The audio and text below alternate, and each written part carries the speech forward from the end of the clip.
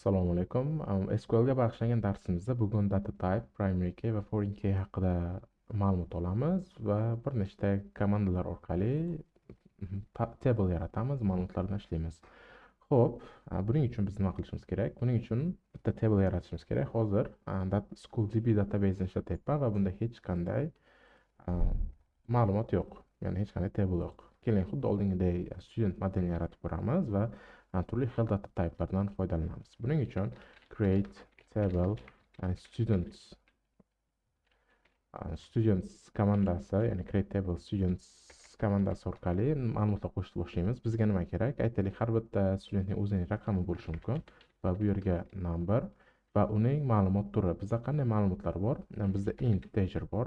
Bu ya'ni raqam -2 darajasi -32 dan 2 darajasi 32 gacha bo'lgan raqamlar orasida yo'talgan qiymatlar va buni biz hech not null berib, ya'ni bu number not null bo'lsin, null bo'lmasin. Va keyin esa xuddi oldingidek, ya'ni first name bu yerda, ya'ni varchar bu string deb ishlatishimiz mumkin. Ya'ni bu 50 tadan oshmagan, ya'ni karakterlar to'plami ro'yxati va bu ham ya'ni not null bo'lsin. Va keyingisi last name va buni ham varchar, kelinglar bunga shunchaki 70 beramiz, ya'ni uzunligi 70 dan oshmagan string va buni ham not null. Va bizda harflar bo'yicha ham yoki bitta karakter bo'yicha ham ishlash imkoniyati bor. Buning uchun biz ya'ni har bitta studentning o'zining harfi bo'ladi tasavvur qilamiz va bunga shunchaki char beramiz va bu null bo'la qolsin. Xo'p, bu ya'ni bittalik, bu ya'ni bittalik, ya'ni xarakter. Bu esa ya'ni bu esa string, ya'ni karakterlar ro'yxati va buni ham bemalol string deb aytsak bo'ladi va max size 50. Aytgancha bu yerda ya'ni yangi komanda, ya'ni ikkitalik, ya'ni dash bilan chiziqcha bilan biz kommentariy yozishni bilamiz, ya'ni bu kodimizga hech qanday ta'sir qilmaydi. Xuddi C# mana bunday kommentariya bilan bir xil. Keyin date time'lar bilan ishlash qanday bo'ladi? Bu yerga biz ya'ni studentning birth date'ini kirishimiz mumkin, ya'ni tug'ilgan sanasi va buni date. Yoki bo'lmasa biz hattoki tug'ilgan vaqtini ham qo'yishimiz mumkin, ya'ni time. Bu yerda faqat soatlar, kunlar, faqat soatlar va minutlar bo'ladi. Tepada esa faqat shu sanasi bo'ladi. Sanasi. Bu yerda esa vaqti va biz qo'shishimiz mumkin, ya'ni studentning yaratilgan vaqti, ya'ni mana shu qiymat yaratilgan vaqtini qo'shishimiz mumkin va buni keyinlar date time beramiz. Bu date time o'zida hamma ma'lumotni saqlaydi. Keyinlar buni ham not null deymiz, ya'ni yaratilish vaqti bo'lishi kerak va create date bu o'z ichida vaqtni, sanani, yilni, oyni, soatni, hamma kerakli ma'lumotni o'z ichiga oladi. Hop. Bu bizga date, month, year va soat, minut va sekund ma'lumotlarni oladi. Bizda updated date bor. Bu ham date time yoki date time offset ham bo'lishi mumkin. Bu offset nima? Ya'ni har xil vaqt zonalarida ishlashda aynan biz date time offsetdan foydalanamiz va buni ham not null deyishimiz mumkin. Bu yerda ya'ni mana bu tepadagi formatlashga qo'shimcha, ya'ni bu yerda plus minus, ya'ni qaysidir vaqt oralig'i O'zbekiston bo'lsak, bu yerga ya'ni +5 soatda qo'shilishi mumkin. Keyin bizda yana details bo'lishi mumkin. Har bitta studentga qo'shimcha ma'lumotda buni text qilishimiz mumkin. Bu ham cheklanmagan miqdorda, taxminan 15,000 yoki 70,000 ta, ya'ni xarakterni qabul qiladi. Bu ham xuddi string varchardek, faqat bunda ya'ni minimum va maksimum berilgan. Ya'ni maksimum 15,000 tadan oshmasa bo'ldi. Xo'p, bizda aytaylik foydalanuvchining, userning, studentning rasmi bor va bu rasmni biz binary holatda ham saqlashimiz mumkin. Bu yerga maksimal size'ini ham berishimiz mumkin. Aytaylik, bu 900 va boshqacha. Keyin buni shunchaki binary qilib qo'yamiz va buni ham, ya'ni null bo'la qolsin. Xo'p, xuddi shunday bizda juda ham ko'p ma'lumotlar turlari bor. Ya'ni biz hozir umumiy qarab o'tdik. Yana bizda ya'ni numerik typelardan bizda float, double, decimal qiymatlar bor. Agar biz akkaunt yaratadigan bo'lsak, ya'ni hisob studentning hisobini yaratadigan bo'lsak, unga biz decimal qiymati bilan uning hattoki pulini ham belgilab qo'yishimiz mumkin. Yoki bo'lmasa bizda float bor va talabga qarab yoki requirementlarga qarab biz ishlatishimiz mumkin. Yana bizda double ham bor. Demak, buni hozircha decimal qilamiz va tableda shunchaki yaratib ko'ramiz.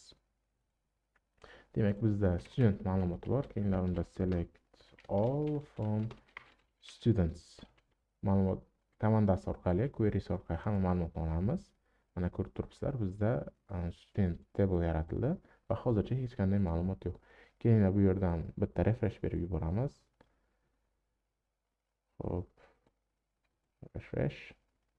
Mana ko'rdingiz, bizda student ma'lumotlari bor va bu yerdan ham kolumnlarni ko'rish mumkin. Ya'ni number qismi integer, not null, first name, last name va hamma ma'lumotlarni ko'rishimiz mumkin. Va qo'shimcha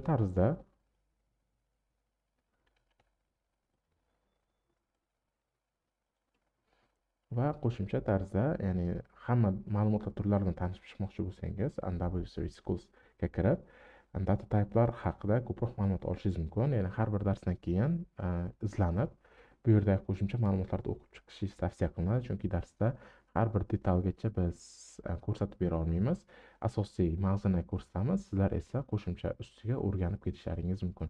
Mana ko'rib turibsizlar, bu yerda ya'ni bit, tiny int, boolean, small int, medium int hamma turlar bor. Mana shu date and time data typesda ham, ya'ni timestamp qo'shimcha ma'lumotlar ko'rishingiz mumkin. Xo'p, demak biz yana data type'lar haqida ma'lumot oldik. Ana endi bizda primary key va foreign key degan tushunchalar bor, ya'ni table'larni ishlashda. Keling, primary key nima? Bizda bitta table'imiz bor. Demak, bu student. Hozir aytganimizdek. Va bu studentni bizda number bu integer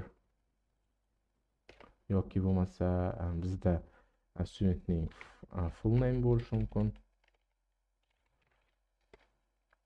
va bu text holatida bo'lishi mumkin.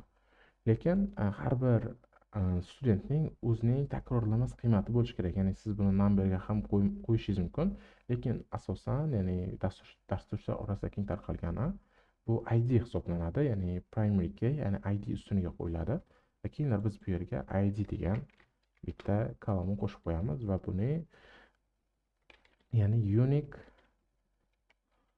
identifier bo'lsin va bu primary key bo'la qolsin va buni keyinlar tepaga chiqarib qo'yamiz tushunarli bo'lishi uchun. Bu nima degani? Ya'ni har bir qatorda, har bir rowda mana bu ID takrorlanmas qiymatga ega bo'ladi va buni primary keyning eng asosiy xususiyatlaridan biri ham uning takrorlanmasligi, uning null bo'lmasligi va unga by default index qo'yilishi. Index qo'yilishi bunda search operatsiyasini juda ham tezlashtiradi. Ya'ni siz ism orqali qidirishingizga nisbatan ID orqali qidirishingiz juda ham tez amalga oshadi va mana shuning uchun ham ya'ni primary keylar qo'yilib ketiladi. Va bu takrorlanmas bo'lishi kerak. Keyin buni qizil rang bilan berib qo'yamiz.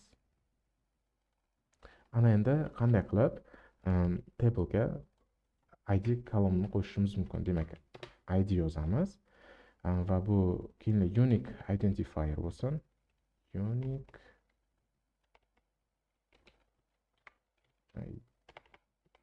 identifier. Bu unique identifier nima degan? C# dagi GUID bilan qiymati teng bo'lgan data turi. Va bu not null yoki not null belgilash ham shart emas, shunchaki primary key deb qo'ysangiz bo'ldi va yaratib ko'ramiz. There is already an object named students. Ha, bizda allaqachon student modeli bor. Keling, ya'ni bizda mavjud bo'lgan tableni o'ziga komanda orqali property qo'shamiz. Buning uchun biz alter table komandasi orqali students table'imizning, ya'ni heads id va bu bo'lsin unique identifier primary key va buni execute qilamiz. Va bu yerda commands complete successful deyapti. Ana endi hamma ma'lumotni yana bir ko'rib chiqamiz.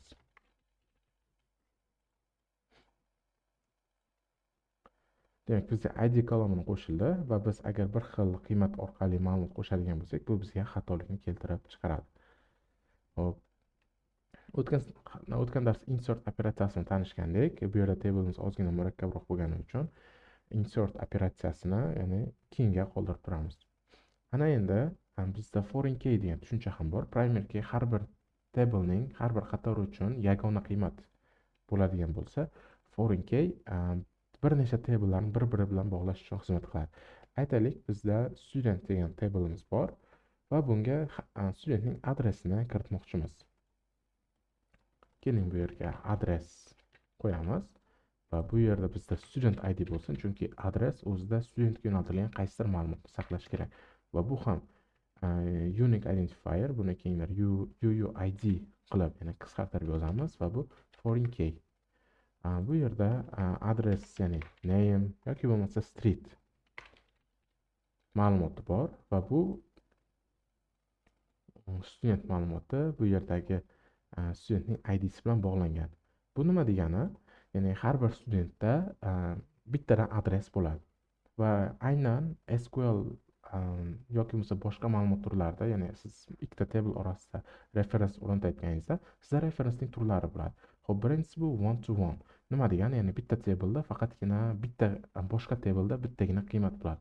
Xuddi student uchun ham, ya'ni student modelini olganimizda uning adresiga, uning adres degan tablega faqatgina bitta adresi bo'ladi studentning. Keling, bunga bitta misol ko'rib o'tamiz. Buning uchun menda ya'ni oldindan belgilangan bir ikkita komandalar bor kodni tezlashtirish uchun. Xo'p, drop table qilib hozir yaratilgan students table'imizni o'chirib tashlaymiz. Demak, bizda table yo'q. Keling, refresh qilib yana ma'lumotni ko'ramiz. Demak, table'imiz yo'q. Ana endi komanda orqali, ya'ni student table'ni yaratamiz. Bunda bizga shunchaki id'si, first name va last name bo'ladi. E'tibor bering, bu yerda qo'shimcha, ya'ni key, primary key default new id qilyapti. Agar biz insert qilayotganimizda id ni ta'minlab ketmasak, by default uning o'zi yangi id yaratadi. Bu yerda new id komandasi bor, bizga bu yangi id qaytaradi. Keling, select new id qilamiz. Katta harfda. Aynan katta yoki kichkina harfligi muhim emas. Buni biz execute qilamiz va ko'rib turganingizdek bizda bitta yangi qiymat bor va xuddi shunday bu oldindan, ya'ni belgilab ketilishi. Xo'p, o'chiramiz. Ana endi bizda, ya'ni adres degan table ham bor. Bu tableda student id, unique identifier, primary key, ya'ni adres uchun ham buni ham primary qilyapti. Chunki nimaga? Studentda faqat bitta adres bo'ladi. Ya'ni tug'ilgan joyi bo'lishi mumkin bo'lsa, ayni adresga mana shu qiymat kiritiladi. Va street, ya'ni streetning uzunligi, nomining uzunligi 100 ta, shaharga ko'pi bilan 50 ta, country ham 50 ta va bizda qo'shimcha foreign key komandasi qo'shilyapti. Va bu nima degani? Foreign key, ya'ni o'zimizning student id bu yerda va reference bo'lsin student table'ning id kolumniga va on delete cascade. Nima degani? Agargina student o'chib ketadigan bo'lsa, unga mos ravishda adres ham o'chib ketishi kerak. Ya'ni agar biz no action yoki bo'lmasa qo'shimcha actionlar ta'minlashimiz mumkin. Aynan tavsiya qilinadigan cascade, ya'ni student o'chib ketsa, uning adresi ham o'chib ketsin. Keling, bu ikkalasini yaratamiz va ko'rib turibsiz, bizda ma'lumotlar bor. Keling, select all from students.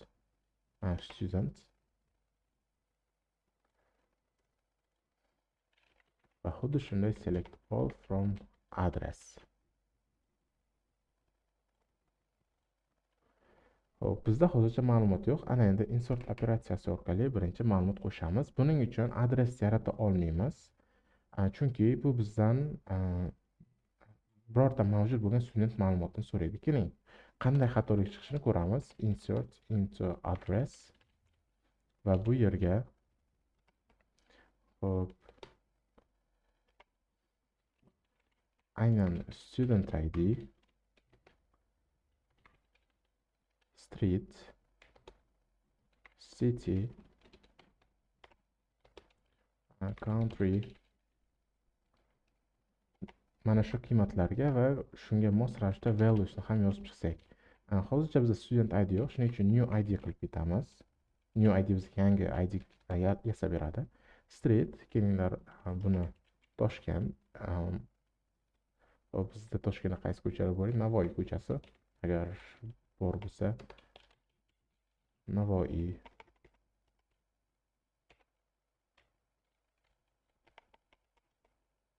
Navoiy Street. Hop, endi city Tashkent va country Uzbekistan.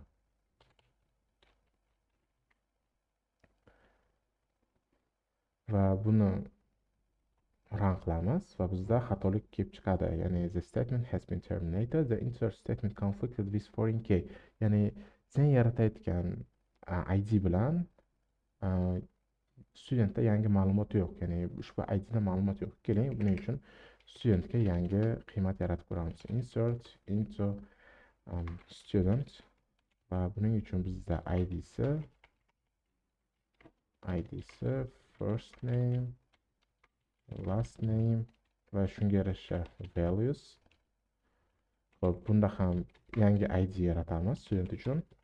Demak, first name Nodirxon, last name Abdumurotov. Demak, ma'lumotni qo'shdik va bizda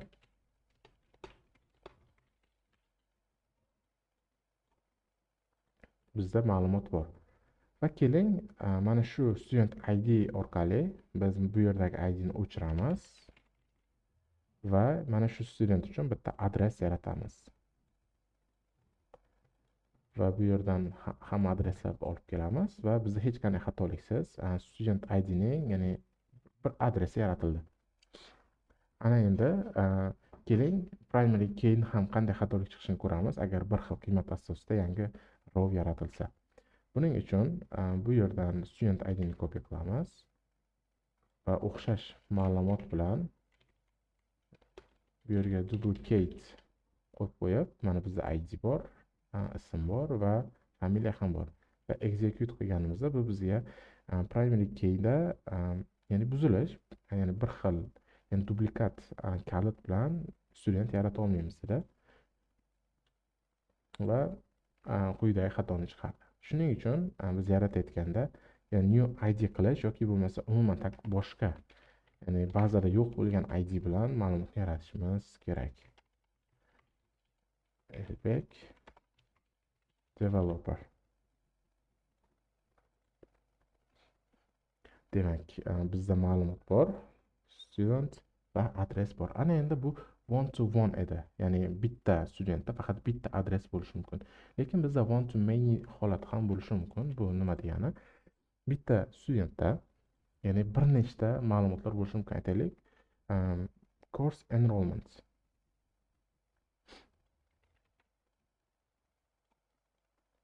Buni course enrollment. Va bu bo'lishi mumkin, ya'ni har bitta studentning qaysidir kursga yozilgan va bu yerda bizga kerak bo'ladi, ya'ni enrollment ID,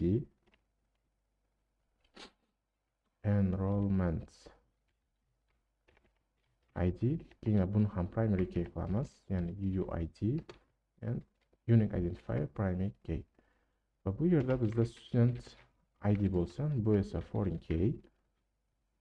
Ya'ni bu course enrollment, ya'ni bitta studentda, ya'ni bir nechta fanlarga yozdirilgan bo'lishi mumkin. Va bu yerdagi ma'lumot bilan bir xil. Ana endi keling bu kodda qanday ko'rinishini ko'ramiz. Bu yerda bizga course enrollment degan tabelimiz bor.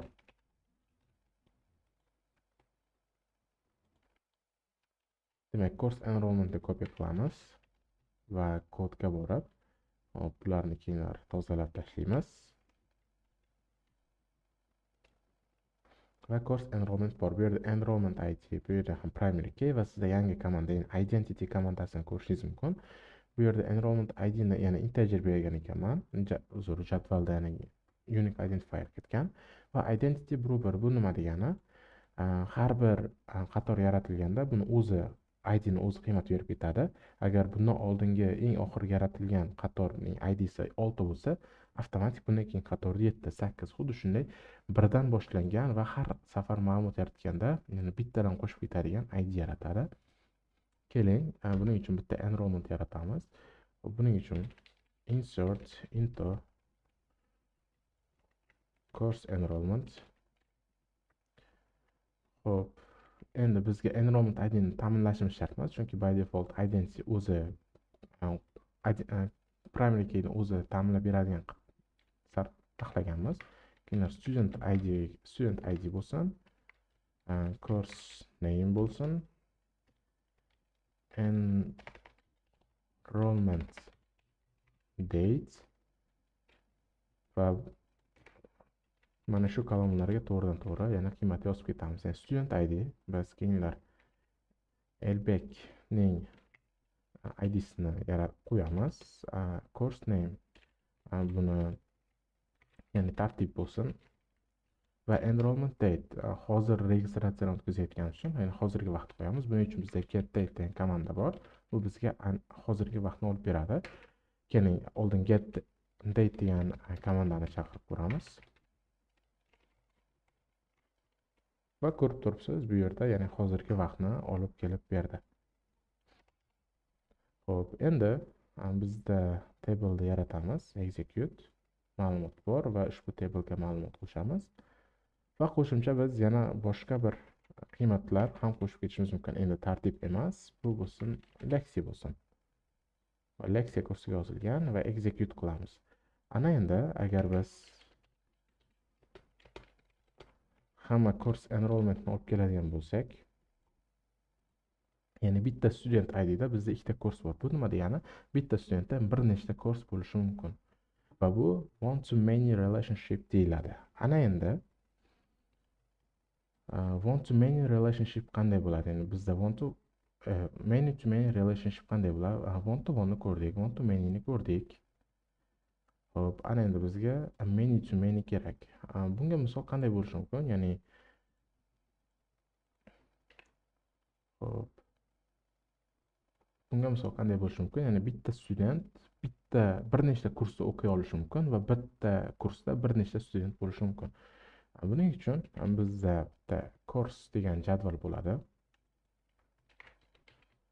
Buning IDsi kursning name'i bo'lishi mumkin.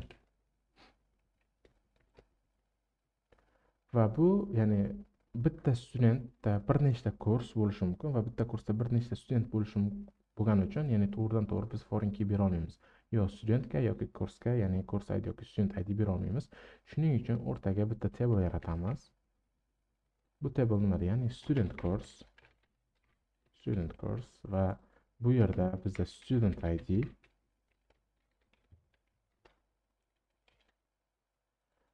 va course ID va bu yerda course ID kurs bilan bog'langan, student ID esa student bilan. Bunda ma'lumot qanday olib kelishimiz mumkin? Biz aytishimiz mumkin, mana bu bizda bitta student IDsi bor va shu studentga tegishli bo'lgan hamma kurslarni olib kelganimizda aynan student IDsi berilgan student IDga teng bo'lgan student kurslarni olib kelamiz. Shu student kurslarda bizda kurs IDlar ham bor. Shu orqali ma'lumotni olib kelishimiz mumkin. Xo'p, keling, kodda qanday bo'ladi? Bu yerda bizda course va student course degan tabellarimiz bor. Demak, kursda course ID va course name bor. Bu yerda primary key bunda ham int bergan ekan. Keyinlar buni shunchaki UUID unique identifier beramiz. Va bu identity, ya'ni o'zini by default qiymati shunchaki new id. Shundan foydalansin. Hop, create table, ya'ni student course, bu yerda student id ya'ni unique bo'lsin. Ya'ni UUID unique identifier va GUID tipida, course id bu ham ya'ni integer emas, GUID bo'lsin. Bu ikkalasi ham not null. Va enrollment date, bu yerda date tayin va by default hozirgi vaqtni olyapti. Bu degani biz get date ta'minlamasak ham by default qiymat berib ketadi. Keyin primary key, student id va course id. Primary keyda biz faqatgina tepasida emas, ya'ni hamma propertylarni belgilab bo'lgandan keyin pastda belgilab ketishimiz mumkin. Agar bizda faqatgina student id ni o'zida bo'ladigan bo'lsa, primary key student id deb ketamiz. Lekin bu yerda e'tibor bersangiz, ya'ni ikkita qiymatda ma'lumot bor, ham student id ham course id. Bu nima degani? Bu ya'ni composite primary case deyiladi. Composite primary case bu ya'ni mana bu student id va course id birgalikda bir xil qiymat bo'lganda, yana qo'shimcha, ya'ni boshqa row yaratilib bo'lmaydi. Agar bu ikkalasi bir xil bo'lsa, student id bir xil bo'lib, course id har xil bo'lsa ham biz qiymat yarata olamiz. Lekin ham student id ham course id bir xil bo'lgan ikkinchi boshqa row yaratib bo'lmaydi. Forinki students, ya'ni student id reference bo'lsin student tablening id kolumniga va on-date cascade, ya'ni student o'chib ketsa, student course ham o'chib ketishi kerak. Foreign key course id, ya'ni course tablening course id kolumniga reference bor.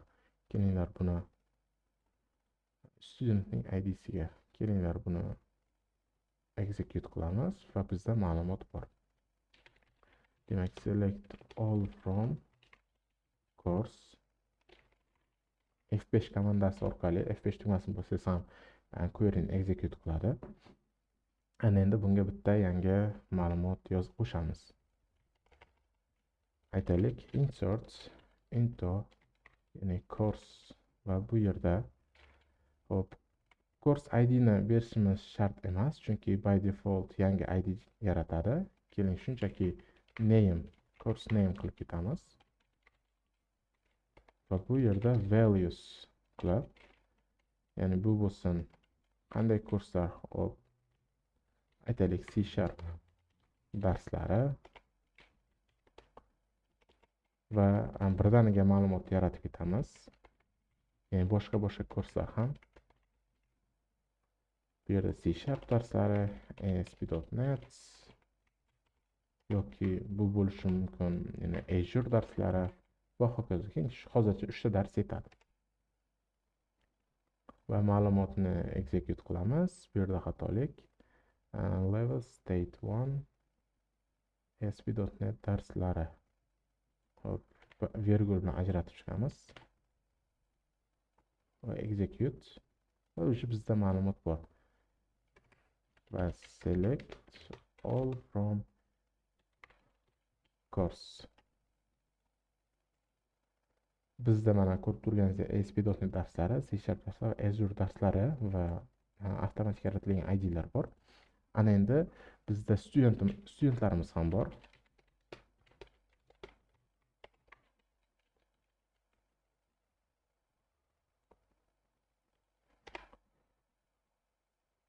Ana endi har bir studentni qaysidir kursga bog'laymiz. Aytaylik, Nodirning faqatgina C# va Azure darslariga kirish huquqiga ega yoki shu darslarga topshira oladi.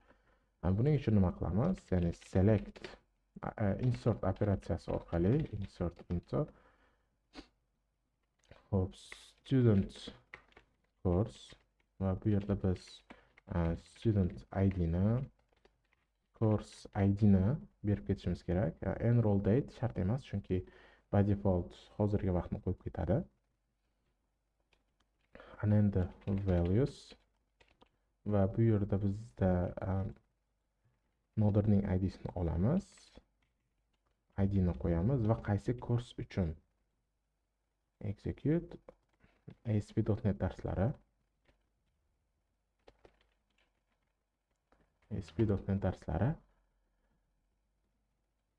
bo'lsin. Xo'p, va qo'shimchasiga keyingisini ham birdan yaratib ketamiz.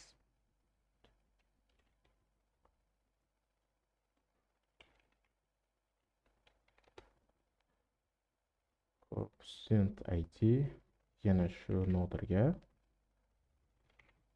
ana endi Azure darslarini qo'yib ketamiz. Va bu yerda ushbu komandani execute qilamiz va bizda ma'lumotlar qo'shildi. Agar biz select all from students course qiladigan bo'lsak, bizda noder uchun qaysi kurslarga access borligini ko'ramiz. Agar biz bu yerda yana bir marta o'sha qaytarilgan komandani run qiladigan bo'lsak, ya'ni bir xil student ID va course ID bilan run qiladigan bo'lsak, bu bizga xatolik ko'rsatadi. Nima uchun? Bu yerda duplicate key. Aynan bu yerda biz primary keyni faqatgina bitta kolumnga emas, balki course ID va student ID ni ya'ni biriga birlashtirgan holatda primary key qo'yganmiz. Hop. Demak, xuddi shunday biz ko'rdik one to one relationship, one to many and many to many relationship. Kelasi darsda joinlar haqida o'tamiz. Aynan hozir qanday qilib bitta studentga tegishli bo'lgan kurslarni chiqarib berishni o'rganamiz. Darsimiz shu yerda yakunlanadi.